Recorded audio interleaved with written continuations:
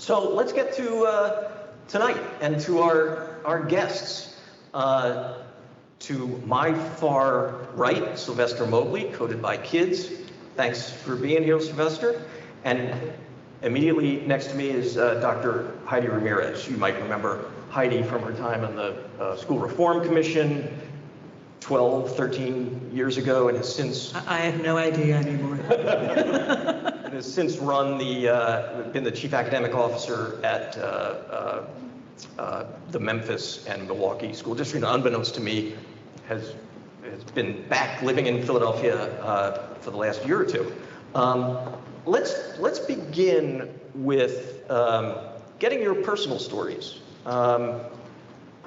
You know, why, Sylvester, let's begin with you. I know a little bit about this, and I don't want to prompt the anecdote. I'm sure you'll touch on it. Why are you this guy? What is it in your background that made you an educational disruptor?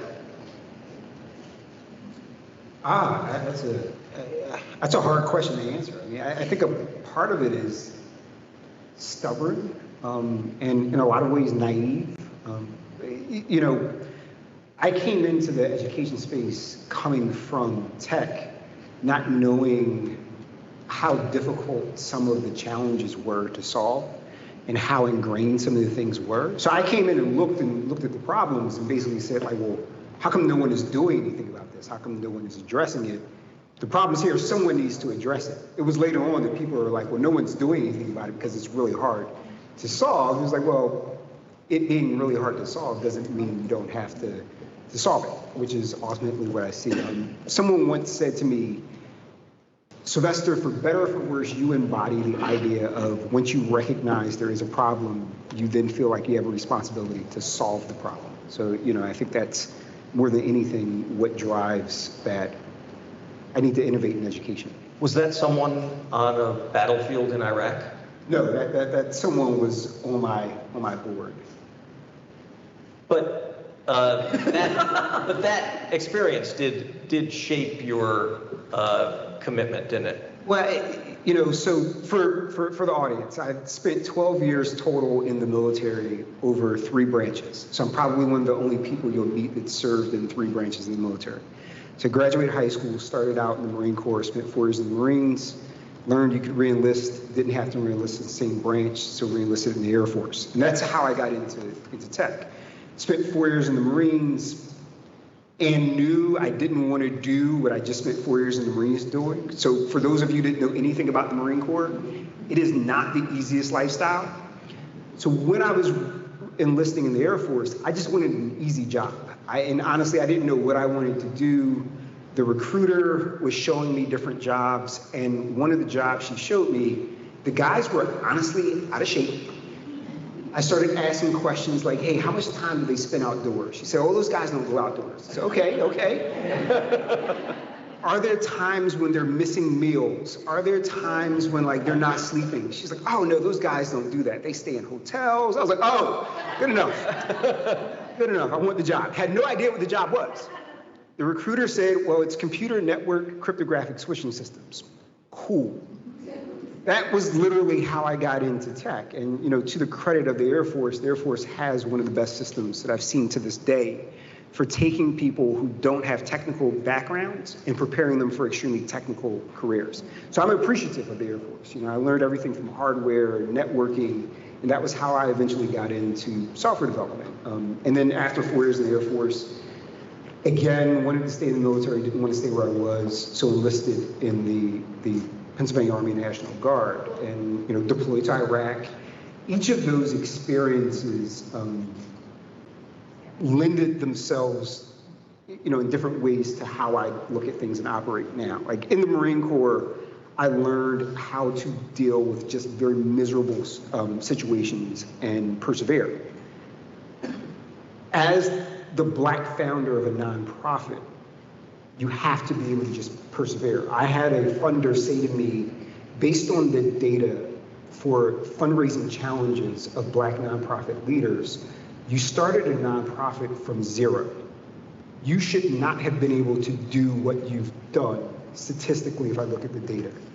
the reason I've been able to do that is from the experiences in the Marine Corps and just being able to get up every day and deal with, like, every day is going to be harder than the day before, but it's okay because tomorrow's a new day. So, that helped me. From the Air Force, that's where I got my technical background, and I still draw on that today. And then from, the Army and being in Iraq, again, it was another one of those, just how do you get up every day and deal with difficult situations? That's great. We're going to come back and get you to define the model of Coded by Kids, but let's welcome Carlos. I said to the crowd that I was going to get to say to an educator for the first time in my life, you're tardy. Yeah, indeed. Thank you for joining us, Carlos Moreno, Big Picture Learning. And for those of you who didn't see the article last month in the Inquirer, a great piece on the success of Vox, Big Picture. Some terrific data. It's their first graduating class. 150 schools. How did you get to be this dude? Well, first, again, my apologies to folks. I'll share. I have a 16-year-old daughter who is rowing crew competitively on the Cooper this weekend, and thank you. She's not very happy, but I'm very proud of her. And I was also, in another conversation prior to this, so my apologies, because but I'm glad I wore my Jordans, because that means I can move in wear hard bottoms. I was born and raised in the Bronx by two incredibly loving parents who were incredibly hardworking immigrants to this country from different islands, and they loved on me something serious, but they did everything that they could, and even with all the love and support and care that they provided, they couldn't control everything within my environment. So I knew as soon as I was done with high school, I needed to get up out of there. And my goal was always to just make money. It was never around, this commitment to change the world initially, right? Coming out of as a 17-year-old coming out of high school, it was to not necessarily have to work as hard as they did, and then to also be able to support them as I got older. And you go through that cycle of kind of like that journey of learning who you are and what really is important to you and what drives you. And so I did the for-profit sector for a while, realized that the bottom line being the bottom line wasn't my bottom line, so found myself working in international nonprofits for quite some time, and I loved that work. Got to travel and see the world, worked in major and planned gifts. And one of the things that became incredibly crystal for me in my travels and in that work was the importance that is put on education wherever I traveled the world, right? Like folks would travel, their children would travel miles, literally, and in some cases walking and traversing all types of terrain to ensure that they had an opportunity, that their children had an opportunity for the best, the very best to get out of their situations. Made me start rethinking my experiences. And I ran into an old friend from college. So I'm going to backtrack a little bit because I definitely jumped to like where I was in the nonprofit world, but when I was an undergrad, I had a really good friend. His name is Donnie Dolly, and he was also from the Bronx.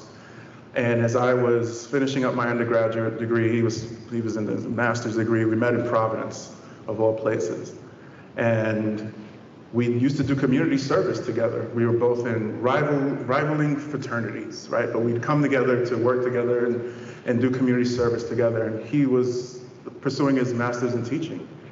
And he'd get on me, he'd challenge me like really hard and just say, we need more brothers in education. I see how you light up when you work with young people, because the community service I was doing was working with young men. And, in a really brave way, I would always push back on him, and I'd say, your high school experience, because he was fortunate enough to attend some private schools and parochial schools, wasn't necessarily my experience. I was just like, you know what, when you figure out how all young people can have the type of experiences that you had at your beloved Fordham Prep, and young people are cared for in the way that you're cared for, how about you come and find me, and then I'll consider going into education. Right now, I'm gonna go make some money. 5 years later, we run into each other one fateful night in downtown Providence after we were each partying at respective places, and he told me about this place that he had been teaching at now for 4 years, which was the founding Big Picture School, the Met School in Providence. He said, this place is pretty special. He said, you gotta come see it, you gotta come see it. And he was persistent, right? And I was like, oh, I'll come one day after school. And he was like, no, it's school. I need a half a day, right? Like, you can't come after school. And I did that, and I walked in, and I ran into, and this wasn't set up. I walk in, and I run into two young people, two seniors, Nick Jackson and Lucinda Hill. And the way they approached me, they saw me, it was clearly an unfamiliar face, but nevertheless, a black man walking into their school. And it's like, who are you? Who are you here to see? I said, I'm here to see Mr. Dolly. And they go, oh, you mean Donique? I'm like, Donique? All right, we're very informal here. And Donique, they took me to him and just allowed me to kind of see in the space, right? And kind of like, it wasn't like, hey, give him a guided tour. Let him just walk the halls, talk to whoever you want to talk to, observe the classroom, see the teachers. The relationships with the teachers had with young people was unlike anything I thought was actually ever possible. The work that the young people were doing was real, it was relevant, it was connected to internships that they had in the real world, and they cared deeply about it. Groups of young people kind of working, this is like late 90s. It's like, working together in groups, like in poised ways. Young people saying, hey, I have to go to my college class real quick. So, hey, talking to their teachers, say, hey, I need this, I'm gonna be late in my college classes, So I started as a volunteer. It was enough to get me to volunteer. Started volunteering, did some soul searching with my significant other around like you're gonna go into teaching, it's a significant shift in a lot of ways.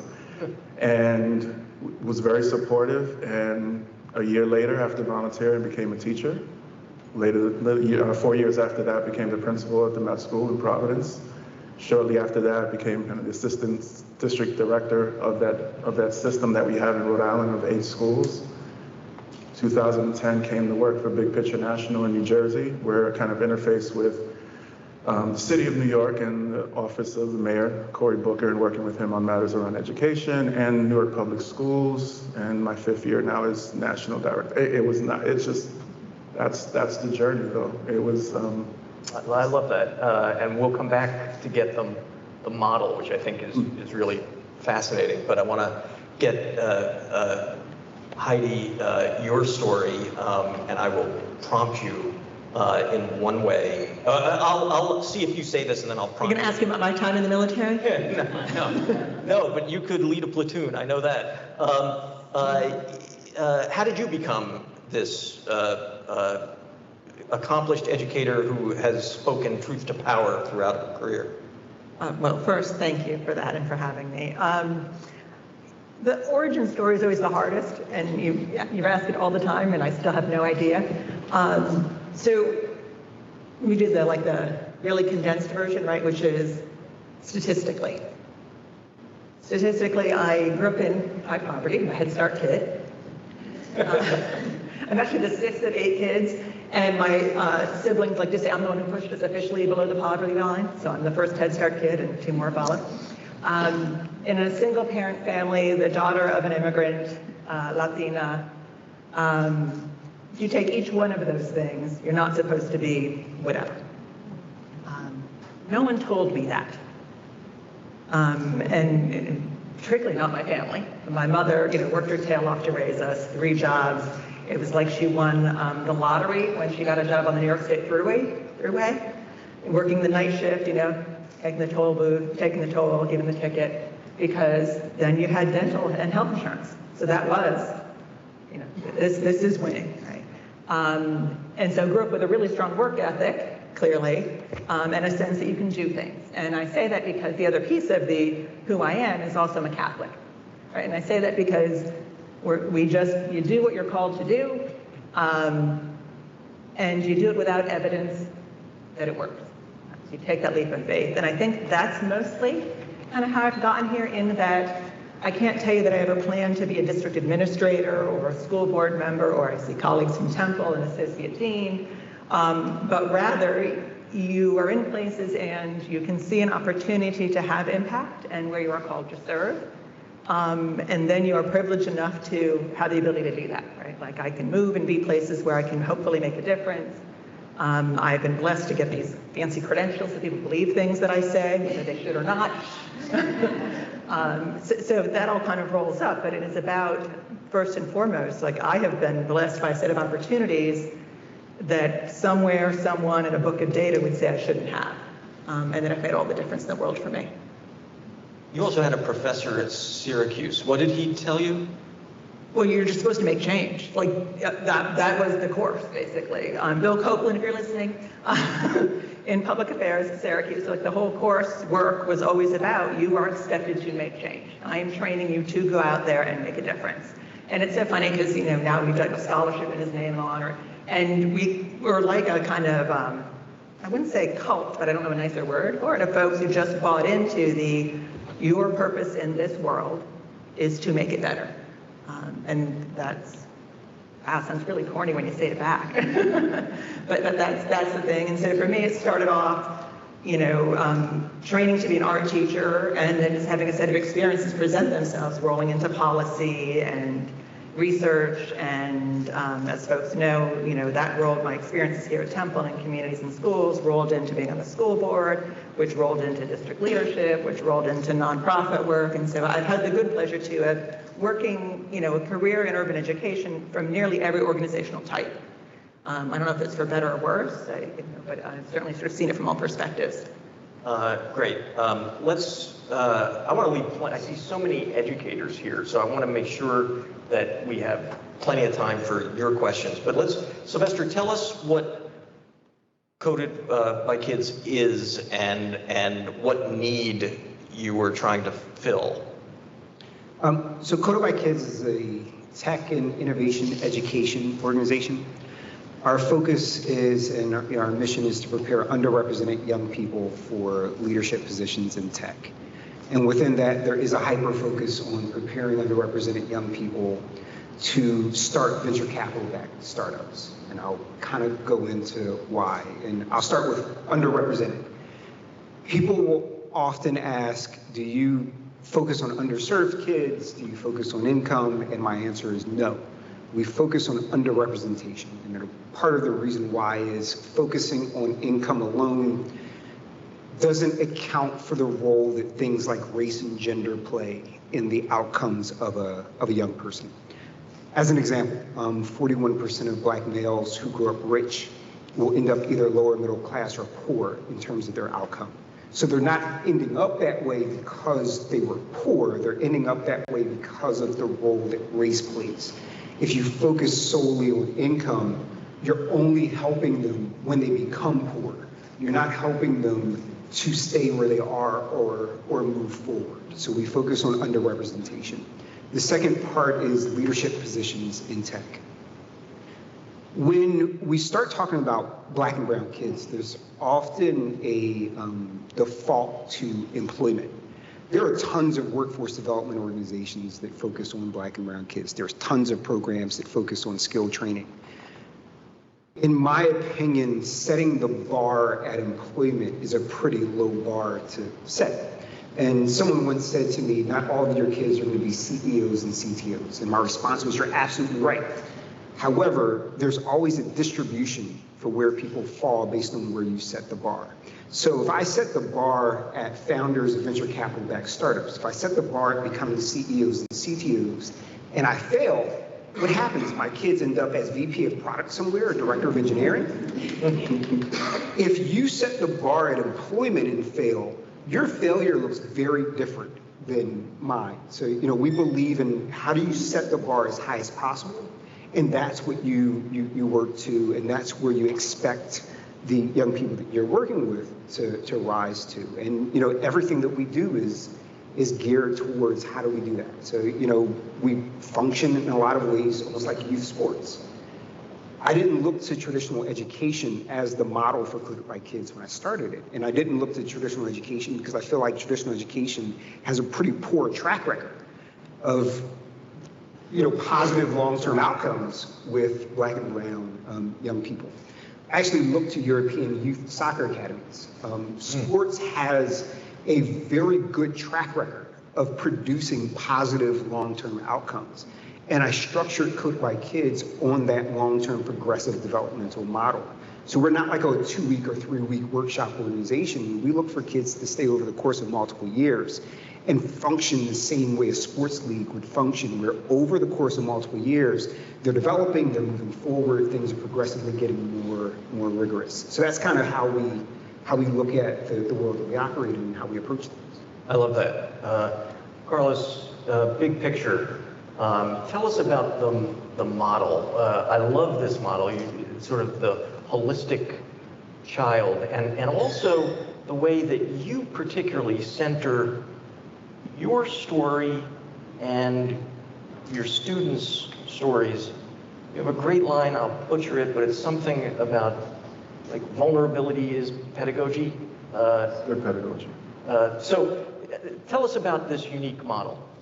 Yeah, the party line that we all use is we consider ourselves an organization of activists. And when we say that, it usually we get some side eye from a lot of communities, a lot of places. And, we embrace it because we talk about it in the sense of activating the power and potential of young people, schools, and communities. So it's definitely in this disruptive lens, right? Because what we're attempting to do as an organization is really continue to push and show that there is another way, right? Often folks talk about a third way. Our core work is, the establishment and helping the schools redesign what that experience looks like for young people. And we're excited because we have 2 amazing schools here in Philadelphia, in El Centro de Estudiantes and Vaux High School. And the model is really around centering the student, their stories, who they are as people, they are, their families, their communities, their histories. Like, too oftentimes schools begin by trying to diagnose what a student doesn't know, what they can't do. We're looking for what students can do first, like that we start with that. What is it that they're passionate about? What is it that they're interested in? What is it that excites them? What are their fears? And what are their hopes that they have? And that always gives folks a completely different entry point to working with young people. When you're not starting off by trying to figure out what can't you do, what don't you know, right? It's this kind of negativity, and we tend to take a more asset-based approach. Once we do some of that and a lot of relationship building, because we look at the commitments that we have with young people as lifelong, which is why I use a lot of my own personal narrative and stories. Still friends with my friends with my students, both from my day as an advisor as a principal. And once you have that kind of base formula, then we try to really expand their horizons, right? Figure out what they're interested in, expose them to what's possible. When we talk about internships, right? There's this deep belief that internships are only for young people who have demonstrated, right, in the most traditional sense, very strong academic skills, right? Or, in more affluent communities, internships are not a rare thing, right? Internships have been around for a very long time. But when you talk about communities that have people that live in poverty and Black and brown communities, and you're talking about, no, we're going to absolutely encourage and support them to have fabulous internships, in some cases beginning in as early as 9th grade. It's often frowned upon, right? It's like it gives folks pause. But we've been able to demonstrate that young people can achieve, right? And they're gonna always, when supported well, when understood, when we're patient with them, they're going to be able to exceed our highest expectations of them. And another part of the design is, an important part of the design is also how we assess them. So in addition to your more traditional, formative and summative assessments like standardized tests, because we operate in systems where you have to, young people have to take those. We allow students to demonstrate what they've learned in different ways, whether they're presentations of learning, exhibitions, student-led conferences.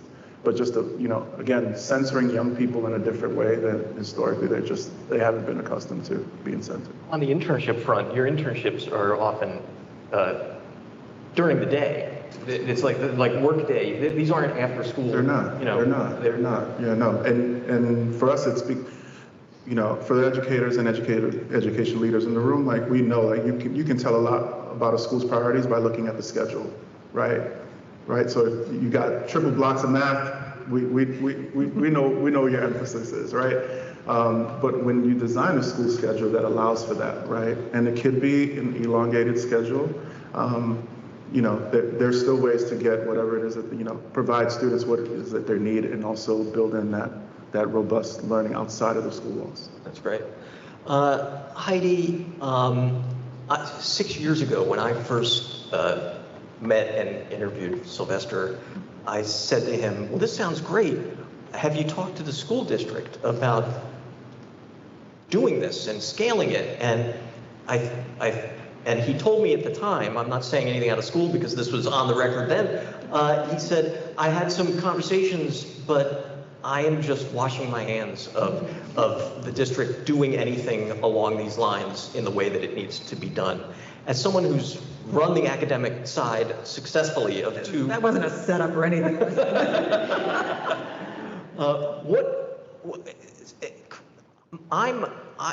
As you know, you tease me about falling in love with these discrete innovations. And not say these, but innovations in the setup. Including these.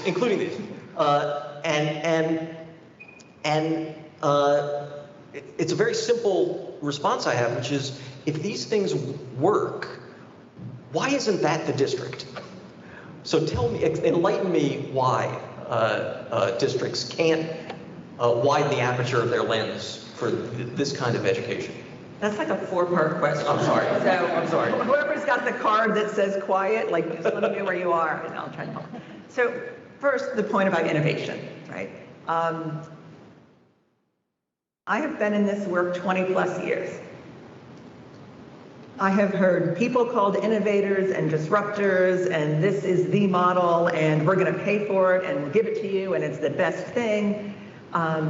I have seen quality educators referred to as in less than positive ways because they didn't fit what we called innovators. And part of why I raise that too in this notion of privilege is, particularly in the education space, innovation has become this label. Somehow it credentializes you. The folks who decide what innovation is, frankly, don't generally look like us. Don't come from the communities we come from, and may or may not have evidence of their innovation. But they have access to media, to press, to power, to funders. And so I'm always the person who absolutely, my question is, before someone says, or as they're saying, I've got this thing for you, what's the evidence? And so I first and foremost want to put that out there, right? And I think of evidence in 2 ways, probably more than that, but at least. What is the experience students will have, and how is it going to be dramatically different, particularly for our Black, Latinx, and immigrant students? That's why I get up in the morning. So how will this change the experience for students in a way that is positive and nurturing? And how will it change their learning? And the learning piece can be, yes, absolutely academics, and we can talk about what's the right measures of that. For me, it's also a much more whole child perspective, and so I'm thinking about how does this affect a student's identity and a sense of belonging in the world, their ability to be, critically conscious, culturally competent, to be ready for careers and civic life. And we can talk about all the different ways that goes in. So first, I have a level of skepticism when somebody says, I've got an innovation, look at a scaling. Doesn't matter, how handsome he is, what kind of good shirt he's got, and bring me to this school and kids are doing cool things. I've been in lots of schools with kids doing cool things. I've seen kids making potato guns, because that's project-based learning in someone's mind. Anybody who's audio, there was air quotes on that, by the way. We have these kinds of, misconceptions about what innovation is. Just something that is different somehow is good or better. And there's 2 issues with that, right? One, it suggests we don't have lots of innovative things happening in our schools now, and there are. in Philadelphia, in Memphis, in Milwaukee, in Chicago. But we don't ever call innovation the principal who's right now out there hustling to get backpacks for his kids for the return to school. And backpacks, by the way, I love this, was the principal from Milwaukee, that we're going to have alarm clocks in them that are battery operated because he knows his kids don't have power. That, to me, is innovative, right? Or the principal who, in Memphis, bartends catered events to pay for a washer, dryer, and hygiene packs to be operating out of her school. Right? None of that is sexy. No foundation is coming to me and saying, Heidi, we're going to fund 100 washing machines for your buildings. So there is that set of issues. And again, going back to the outcomes issues, right? So then there is the when you do have stuff, right, that legitimately meets my criteria, your criteria for what would be innovative, what would serve our kids. I'd like to think in a district, you also have a conversation about, does it fit our big plan? And let me be honest, I've worked in and around a lot of systems that don't have a clear plan, right? And so you've heard me say this, it's Christmas tree reform. Another bright, smart, sparkly object. Let's throw some tinsel on it. I've got the little, the ornament that goes around like this, all of these things. And the tree is tipping over because principals can't tell you what they're supposed to be focused on. Teachers have kits and boxes and activities and accountability for a whole bunch of things. And parents and families are trying to struggle, right? So I'd like to think that sometimes districts are saying no or aren't scaling things, either because it's not a great idea, isn't effective, or it doesn't fit where we're trying to go right now in our priorities. Right? And we've got to be really clear about them. And let's be honest, the public and funders don't like us to say no. Right? There are 1,000 distractions out there. And so that is part of it, right? And then there's the part of and what is our capacity to do this well, right? I mean, you've got some really talented folks here who know how many hours it takes, the investment in teacher time, all of these things that, when you're a central office and you've got 10,000 or however many thousand teachers to train in 3 days a year, to be clear, in most of our contracts, we have negotiated out 3 days a year to develop our teachers. Might be 3, it might be 6, right? And you've got a certain kind of resources, and you've got a schedule, and you've got the state that says you've got to have so many hours of literacy instruction. So I just want to be careful about painting districts as not innovative. But I think we can do a lot better job at, and particularly with better partners around it, curating what is innovative. Because you need a critical lens, right, to figure out what works and does it fit. And part of the fit is both with our capacity to do it well and with the community's desire for it, right? This assumption that because whomever has decided this is innovative means that Mrs. Ramirez, Mrs. Cucciato, whoever is saying this is the thing, is this really what my community wants and can be engaged in, right? Because there are lots of things we can spend our time on. I hear you, and that's a great. I never saw the flag go up. No, that was beautiful. But I still have this. Sylvester's program touches maybe 1,000 kids. Or in that area. We have 200,000 kids in the District of Philadelphia. We'd all be better off if that were bigger. Well, we don't have 200,000 kids, but I like that number. We're continuing to grow there. No, I think that's right, that there's certainly, I'm not saying we shouldn't or shouldn't, right? Again, I do not represent Philadelphia. Yes. But I will say that, so career readiness is, so first off, there are lots of folks doing different versions of coding, right? And IT, some of which are just about kids playing. And by the way, there can be a value for that, right? So if you look at Scratch, where kids have open access to really just, use visual coding to come up with, and they are developing incredible skills just towards animation, et cetera, but also in the way they provide feedback to each other. That's the powerful thing about Scratch, I think, is kids are critiquing each other's work, they're learning to share, et cetera. So if your goal there is for kids to collaborate and be in this environment, perfect. If you have kids coding because you've got a theory that it affects mathematical reasoning, that's a reason to do it, if in fact the model lines up with that. If you are saying we're doing coding because we're going to help young people have access to a set of technical skills that are going to lead to careers, then that's a great reason too, right? And then we should be building that into our career readiness strategies, right? In my mind, career readiness doesn't start at 10th and 12th grade, which is generally when we do that in districts. Now you've got some time in your schedule, pick a set of electives. If you decided you're a career ed kid early on, you get more of that. generally by the way that career ed kid looks like us, right? And is deemed career because we have a theory about what he or they can't do academically, right? But yes, should a district be building out a system that has kids thinking about careers much earlier on? Absolutely. I mean, I would like to see a model where we've been trying to do some of this work where you're thinking about, career along continuum. In third grade, you're developing career awareness. We do it already, we don't call it that, right? If you do social studies, you talk about the careers in your neighborhood, the postman, the teacher, the librarian, right? But we don't do it in a deliberate way to actually think about those as careers. In middle school, we start inviting people into our schools to talk about careers, but with not a real plan for what, how, why. And we start teaching kids more deliberately a set of cross-sector skills. Coming back to coding, then we start doing more and more technical skills training in high school. Fitting this in doesn't make sense if I'm not doing these things, right? Because who's taking coding then? Who's got room in their class? Who looks like they're a smart math and science kid? As opposed to, where can I have the impact? Where can I build this out? How can I get my teachers and community engaged and build capacity to do this well? Right? I don't want to do this as an add-on and an extra. Right? I want to do this in an effective way that actually changes the lives of young people. Right? And that's not sexy. Yeah, well, that's always been your mantra. Not sexy? Yeah, that's my mantra. That will be the line of the night. I do have some thoughts. Yeah, please. And I don't want to hijack the. Please, no. You don't need him.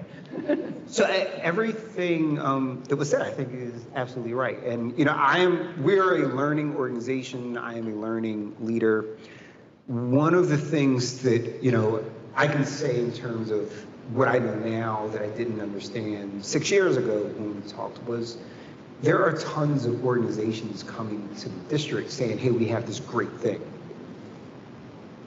But they get in, they're there for 6 months, 12 months, and then it's gone, it goes away.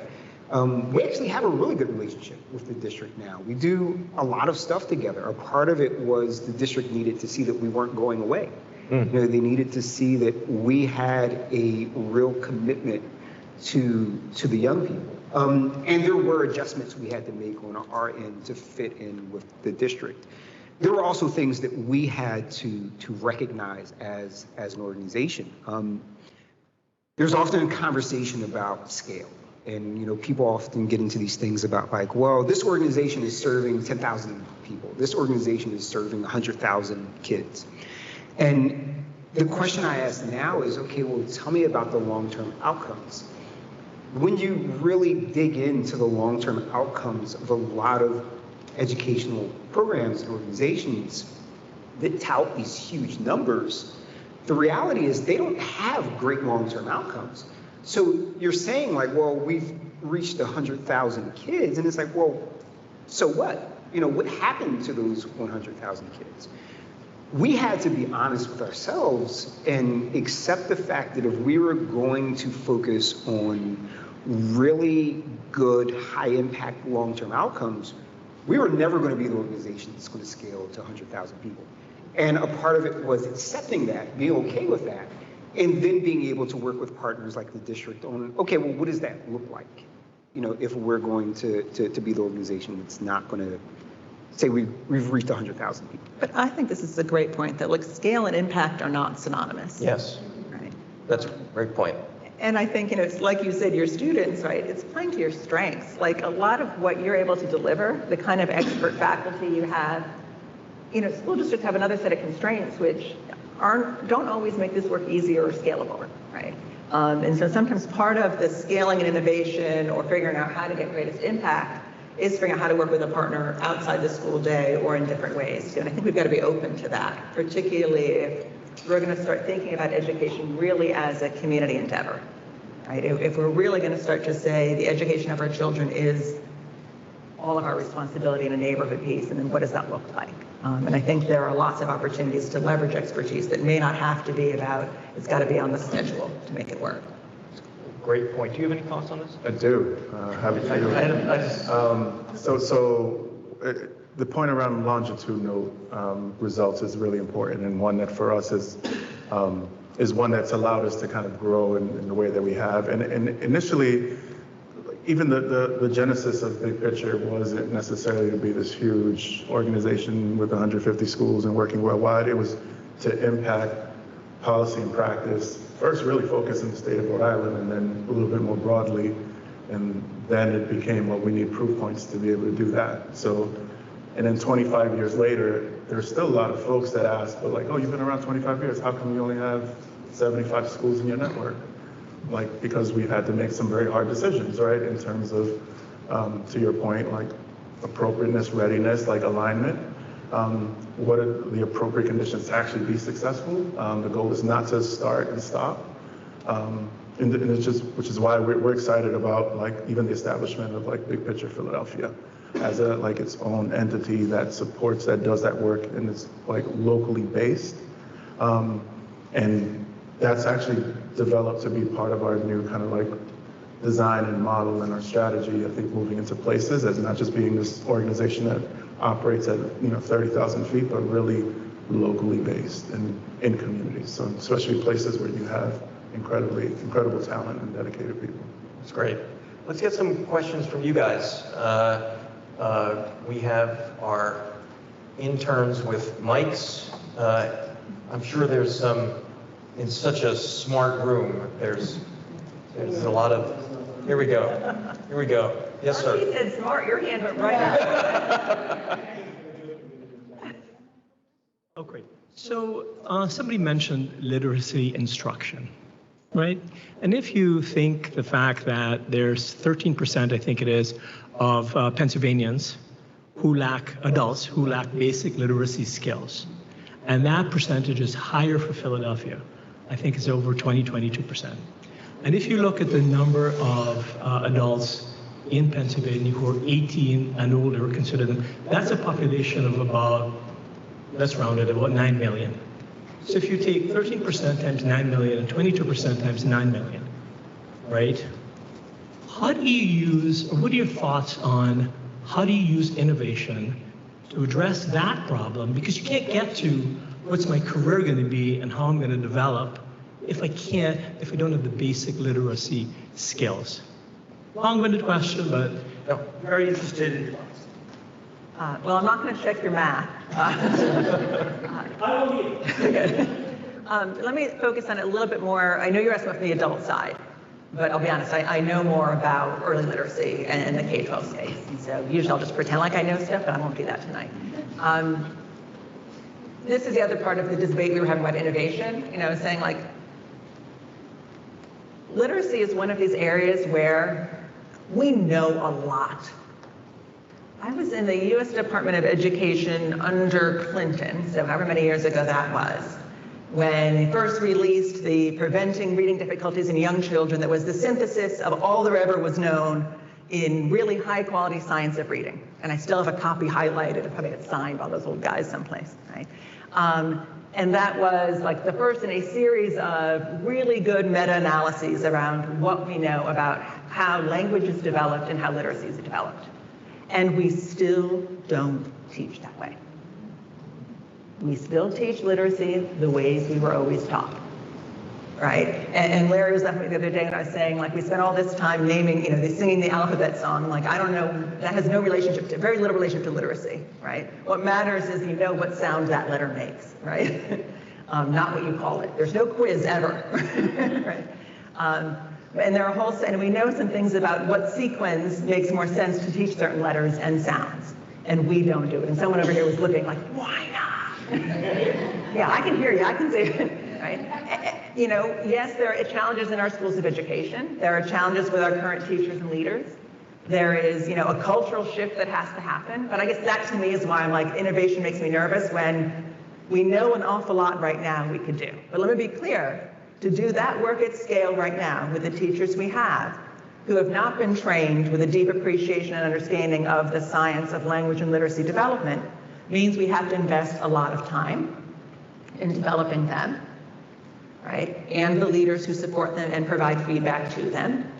One of the biggest innovations in the last couple of years has been one, the acknowledgement that curriculum matters, and two, that there are now a lot more high quality, open access curricula, right? Clear content, scope, and sequence aligned to standards and aligned to the science of reading, for example, as well as to the sequence of teaching math. Whether or not folks purchase those and use them is another challenge. And we don't talk about teaching and learning as a cultural shift, but so much of this is about making cultural shifts, right? As teachers, I don't know about the rest of you guys, when we were trained, you went home at night in your teacher ed program and you had to develop your own lesson plans, and they had to like come out of the sky. Nobody ever gave you the textbooks of the districts you were going to work in, and there's this sort of notion that the more original it was, the better. That's crazy, you know? And I say to teachers in every district I've worked with, my job is to help you do less hunting and gathering. Right? You shouldn't have to be online all night. Here are some quality materials that have been curated for you. Here's some best practices. Here's the science. We've trained you in this. We want you to teach this way in a way that makes sense to you. You're going to customize, and we're going to provide you feedback and support to do that. We don't do that at scale. That's not an easy answer where people say, okay, what can I buy then? Because that's usually what people say to me afterward. Like, okay, so do you need 10 coaches? Do you need more materials? But it is that kind of comprehensive work that gets us to the kind of scale you're talking about and helps get at this issue. And you called it out as a state of Pennsylvania issue. It is certainly a Philadelphia issue as well, both in terms of the adult literacy and at the student side. You know, if you look at the NAEP TUDA data, you've got 25, 27 urban districts who are being assessed on NAEP, like you get a special sample in addition to the state stuff. And we're generally in that 23rd to 25th of the numbers, right? With maybe one or two districts performing worse than we are in terms of growth, and whether it's literacy and math. So, like, we have to make a concerted effort to do the hard stuff.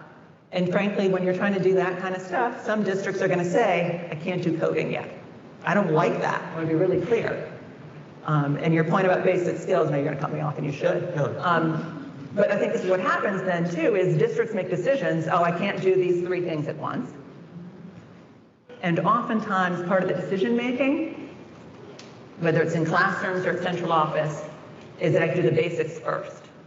The science of learning says that's not true. You don't have to have the basics of decoding to do complex thought, to do reading comprehension, right? This whole idea I've got to lock kids in intervention, particularly low-performing kids or minority kids, et cetera, before I can ever get them into. Or I've got to have 3 hours of literacy intervention before he or she can be in coding or robotics or mechatronics. It's just not true. But we do operate that way. So not to cut you off, No, but please. to cut you off. But one of the things that I'm thinking about is you... I haven't been out in like 2 years, I'm sorry. One of the things I'm thinking about as you walk us through that is that what's missing is the political will for change, right? And We like change. We just want it to happen really fast and keep changing. well, we like the idea of change, but is there the political will for it? And to sustain a certain kind of change, right? Right. Because I think sometimes we almost want change. We are kind of addicted to change. That could just be a Netflix, though. Let's get some other questions. Oh, we got yes, the young woman over here. I was looking at you, Emily Foote, but.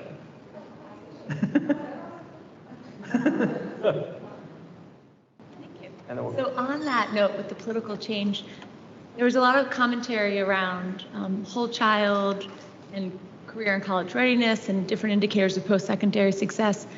Do you think 2020 and kind of more awakening on equity issues coupled with Every Student Succeeds Act that was passed under Obama 5 years ago, coming after No Child Left Behind, will be the propellers to create that paradigm shift? Or will there be the continued resistance, to your point, Dr. Ramirez, in terms of we're going to teach the way we were taught?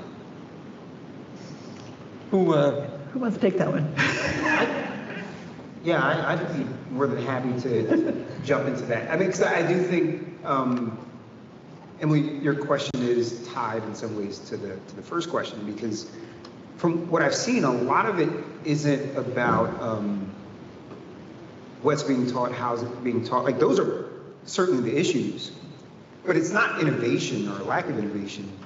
It's a lack of investment and a lack of equitable funding, because everything else then is driven from there. Like, if you do an overlay of where you have issues in terms of English language arts literacy, where you have issues in terms of math literacy, it's amazing how that overlay usually is going to show underfunded and lower income communities. So we recognize that those issues are driven by a lack of funding that then supports those things. Emily, to your question, the hope is that we're at a moment where people are willing to address the capital equity issue. I had a conversation with a potential funder one time, and he said when we talked about the cost of our programs, your programs have a really high cost.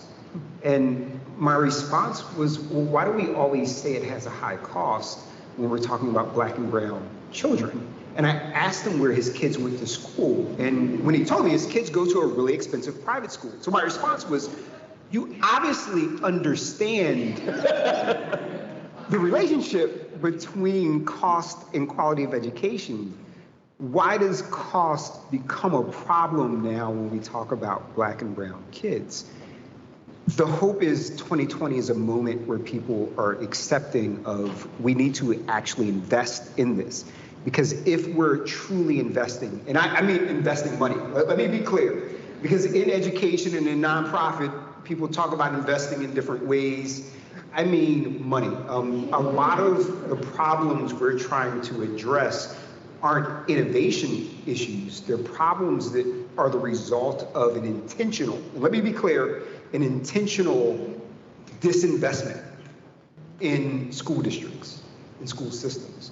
So you can't solve disinvestment with more disinvestment, which is often what we see happening. So there's a hope, Emily. Now I'm also a pessimist.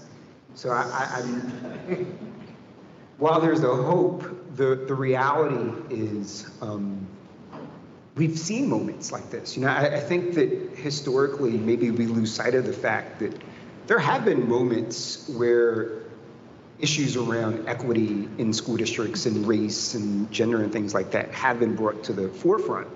And it gets a bunch of attention, and then everybody goes back to what they were doing before, and it gets forgotten about. So, you know, the concern is that we end up getting right back to where we were before. Sylvester, did you close the sale on that funder? Yeah, so we did close the sale on that fund. Okay, good. That's great. And now his son is going to a public school. Oh, no. That's not me. If I can just, I'm sorry. No, go ahead. well, I'm just going to add, I mean, absolutely, there's a resource piece of this. I've been spending time with about 8 or 10 urban districts over the last 3 months, particularly thinking about this sort of how do we get ready for, how do we leverage this moment, right? Because there are a lot of us who feel like it doesn't come around again, or it's come around so many times and we haven't taken advantage of it. And I'll say the district leaders I've been working with are incredibly motivated. They are better resourced than they have been in a long time in terms of different kinds of federal stimulus money, if you will. But that doesn't make it easier, right? At the same time, folks are very much trying to, or wanting at least, to be bold on an equity front. One, that is a knowledge base in some areas that we're less clear about, right? We talk about culturally relevant and responsive, but folks aren't really sure what that actually means or how to operationalize that. And at the same time, they're just trying to figure out where their kids went to over the last 18 months. And how do we find our children? How do we enroll our children? How do we make sure, not just they have a COVID vaccine, folks, we've just lost 2 years of kids having measles and polio and all the other vaccines, that schools are the ones who get them vaccinated. I mean, I can't tell you how many months or weeks you spend this summer being in school just making sure your kids are vaccinated, right? So they're dealing with all of those issues and trying to figure this stuff out and keep saying, yes, I want to be able to leverage this moment, but for the most part, they don't have any more capacity than they had before to do that. And so that is a very real issue, both in terms of like, who are the people on the ground doing this work? Throwing consultants at it generally doesn't work. In my opinion, and I'm in that role sometimes. But I mean, I think, I'll be honest, I'm an optimist, I'm an absolute optimist, and I'm worried that this moment too shall pass in ways that are not going to be significant for our children, absolutely. And I don't have good answers about how to help in the ways that I thought I would. It is for folks who are really in it, It is really hard, and our families and our communities have really been struggling. I mean, the one good thing to probably, or one of the good things to come out of the last 2 years is a greater awareness of the realities of our children, right? That our children work how many hours a week in adult jobs. I don't mean the jobs you and I had, some are scooping ice cream or babysitting or, doing whatever. Our kids work. They're at construction sites, they're manufacturing, they're making deliveries, they're cleaning bathrooms, they're slinging fast food. And now we got to try and find them to come back when they've been supporting their families. And they've gone through incredible trauma, losing loved ones who couldn't get treatment because they were fearful about deportation. I mean, we can go on and on and on. And then to say, schools, take care of it, quick, snap back, and be better than ever. So I'm going to pray, I'm going to be more optimistic tomorrow. That's sobering but moving encapsulation. Carlos, what are your thoughts? So I sit, I think, in between both of you in terms of, I'll say I'm a realist in a little way. So I would say that in response to the question, I think it's still to be determined, right? Like, I think we're hearing a lot of things coming out of DC. Clearly, there are resources that have made it their way to states and have trickled down to districts. And to your point, I think districts are still trying to figure out what to do with this influx of resources.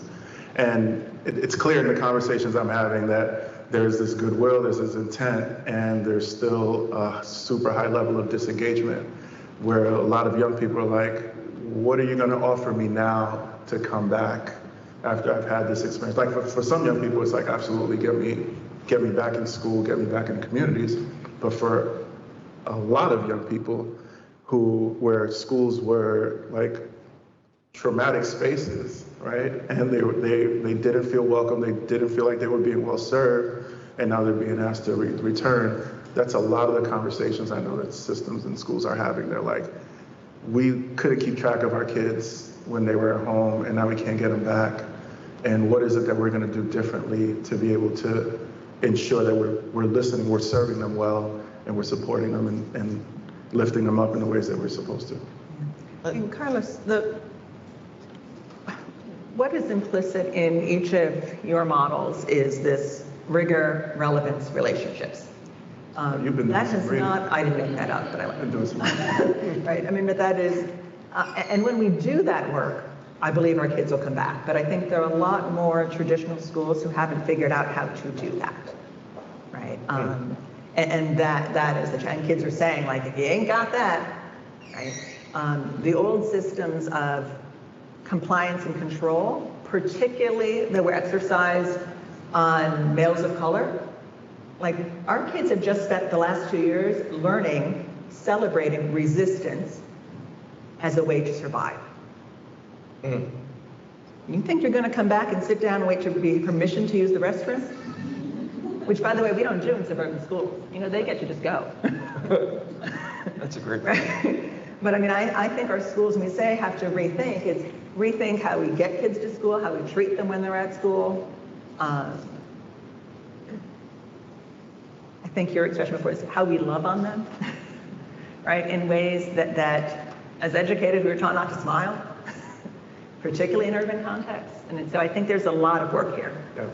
And then there's a question around, I heard you clearly around the consultants, right? It's like, if the capacities aren't there, then how do you develop that within the system, or how do you bring that in? Right. I think is always a...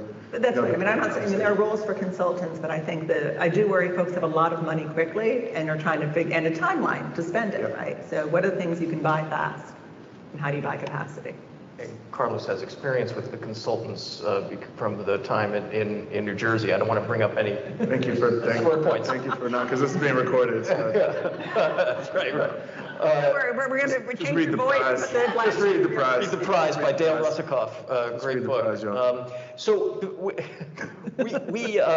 we've gone over. This is a great conversation. I want to end with asking each of our panelists. Carlos does a great. If you get a chance, YouTube Carlos's public speaking, because he uses his story and his student's story in a very moving way in almost everything I've ever seen you talk about. And so I want to ask each of them to end by telling us a story of their student, of a student in their life, because I think that they, like any great teacher. My wife's a second grade teacher, Stonehurst Hills represent in Upper Darby. Great teachers are inspired by their students. So, Carlos, can you begin with a story of a student that gets you up in the morning? Yeah. So when I started teaching at the Met, before you get the chance to meet your students, you kind of get their, we'd get their middle school like transcripts and report cards. So that was your first introduction to who your students were. And I was, as their advisor, right, I was responsible to teach across content areas, which is incredibly difficult, but also to remain with them over 4 years. So you're able to support them in really, really beautiful ways. And there was this young woman, and then she's cool with me saying this because I've used her story before, but her name was Odyssey. And I remember reading Odyssey's jacket and being like, yo, she got hit a teacher, got kicked out of school, missed a whole bunch of days, didn't come to the orientation that we had, missed the first week of school. I asked some of the other students, I was like, yo, where's Odyssey? Because she, some of the other students knew her. They were like, oh, she's in North Carolina. Just visiting folks. And Odyssey shows up the second week of school. I'm like, it's nice to meet you. Glad you can join us. And Odyssey was just like, what do you need me to do? So it was clearly that Odyssey wanted to know what it was that this school had to offer, what I had to offer as her teacher. Now, the students had been engaged in a bunch of activities the previous week and assignments. She knocked them all out. She's like, what else you need? So Odyssey was a phenomenal writer. Stuff that gets masked when you're looking at kind of some students' records, right? Like you look at all the other stuff that's glaring in that. Odyssey also was being raised by her grandmother. Her mother battled some serious addiction issues, and Odyssey was very mature for her age. She's 14, and it was clear that she needed to be challenged in really important ways. One of the things that, because of the design of our schools, is that the pairing of the young person and the mentor, which is the adult at the internship site, is partially around the shared interest in a field, but also the identification with that person. And it was clear that I was like Odyssey is going to need a really strong personality. And someone but it's also loving and caring, right? And she had expressed an interest in the medical field. Had a friend that was a medical student at Brown, a woman of color. It was like, Shayla, Odyssey is this Odyssey's Odyssey. And she was like, all right, cool, let me meet her. And long story short, it's a beautiful relationship that exists to this day. Odyssey, as a high school student, presented at medical college, at medical conferences, traveled around the country with her mentor to present research that they were doing together. She held a citywide health fair. She led workshops for young people on healthy eating. She factored young people, students' BMIs, their body mass index, and then was able to make recommendations along with her mentor on things that they should change. Made recommendations to the city around the food that's being offered in the local bodega in the neighborhood. This was the body of her work, all through, I'd say through 11th grade.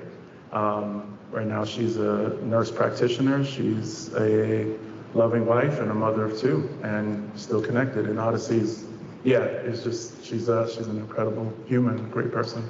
That's awesome. Sylvester, who's your student inspiration? So I have two kids who are, and they're finishing up college, but they're still kids. I still call them my kids. They've been with us since high school, and it's part them, but also a part what I'm able to watch them do. And I'll kind of say this and then go back and explain what I mean. I watch them now take things for granted. They get from us. And what I mean by that is we're currently raising a $50 million venture capital fund to invest in underrepresented founders who are launching tech and tech-driven startups. The initial impetus for the venture capital fund was, if we're successful with our model, we're going to be producing future CEOs and CTOs, and we should be able to invest in their companies. And from a business perspective, we should be better positioned than the typical early stage venture capital fund that's investing without a lot of data, which then reinforces the underrepresentation in who's raising venture capital.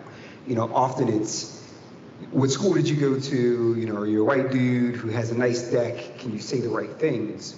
We felt like we could create a better model of producing underrepresented young people that could go out and start startups. So, of course, we would at some point need to raise a fund to go along with it. Now, while we've extended the fund to also investing in underrepresented adults, you know, one of our core pipelines is still coming from Coda by kids. You know, to be able to look at two Black males who've been with us since high school, met through Coda by Kids, have started a startup together, and we can now look at them as one of our first six-figure pre-seed investments, is an amazing thing. Regardless of what happens, you know, to them, it's like, well, that's what we're doing. But to see them take that for granted, to see them, because what it means is they now have a level of privilege that their white counterparts traditionally have. So I like that. You know, I like the fact that they see it as a given. Of course, I'm going to be able to raise my pre-seed round. Of course, I'm going to be able to start this startup. Because that's the signal that what we're doing has been normalized for them, which is the most amazing part of it for me. And you know, watching what they're doing is absolutely amazing. We have a development company that our advanced students move into. So where you see a lot of our college students is working in our web development company. They are the product managers. They are the software developers. They are the designers. And before these kids went full time on their startup, and they were the ones essentially running the development company. There's a progression. They leave, and now there's the two kids behind them stepped into leading the team and leading the development company.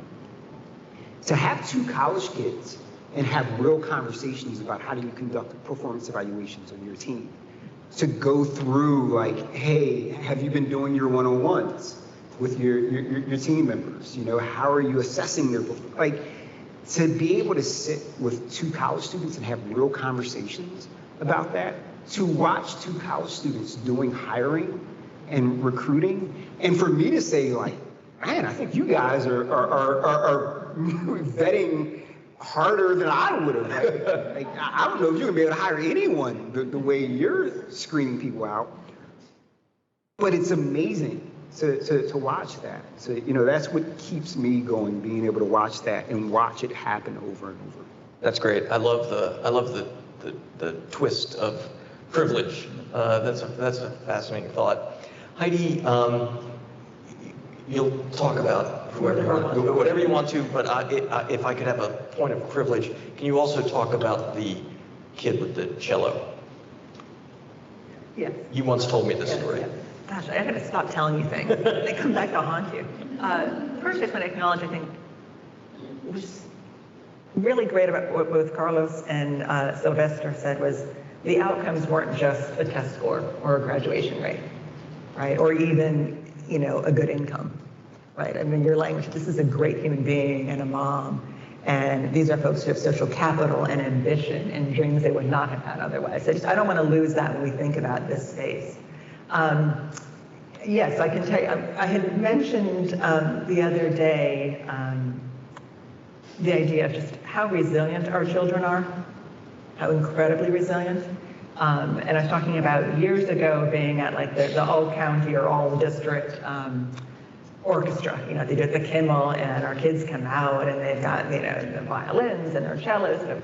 And I will acknowledge this probably shouldn't surprise me, but it did. You know, and I'm sitting there, And this young African-American man comes out, and he's just on this cello going.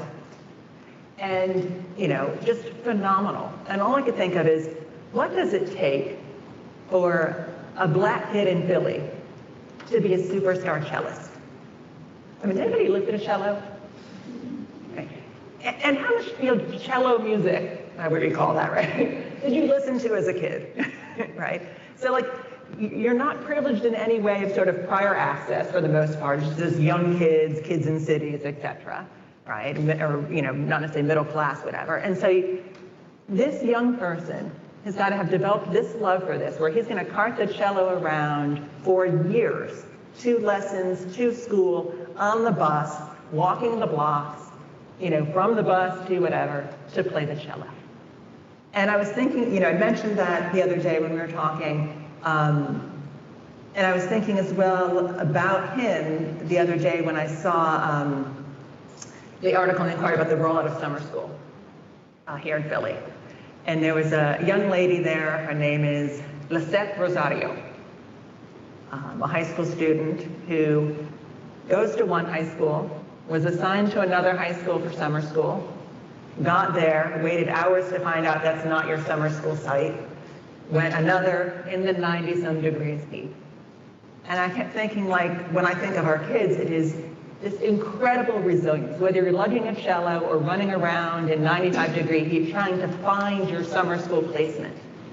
And then the other image that is in my head, if anybody saw in the papers about a week or two ago, was a young woman, Jennifer Roca, who was a recent graduate of UCSD.